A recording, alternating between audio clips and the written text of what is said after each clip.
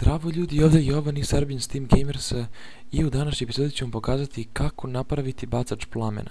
Dakle, sve što će vam biti potrebno, to je kamenje, automati, crveno kamenje, crvene baklje, poluga, pojačivač, dva gvozdena bloka i vatrene lopte.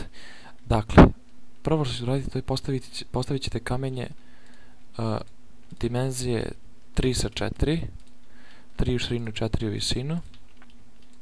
Ovako. Dakle, kada ste uradili, ređete automate. Opa, dobro. Sada nisam nešto pogrešio. Dobro. I kada ste to uradili, rušite ovako. I postavljate crvene baklje ovako sa strane ovde i sa strane ovde. I onda samo postavite ovo crveno kamenje gore. Ovdje postavite jedan pojačivač, oko tog pojačivača crveno kamenje. Samo da nešto nisam pogrešio, dobro.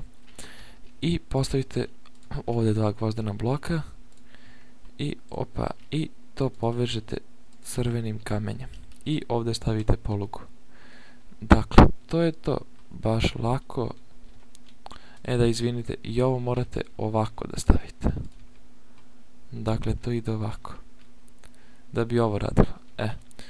Sad ovo punite vatrenim loptama.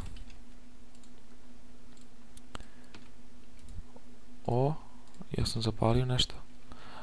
Izvinite. Krenulo da radi.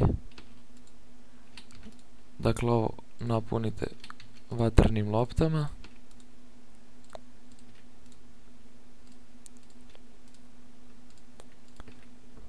I dakle, kada ste napunili ove automate s vatrenim loptama, sve što treba da uradite, samo kliknite na ovu polugu i pogledajte kako to leti.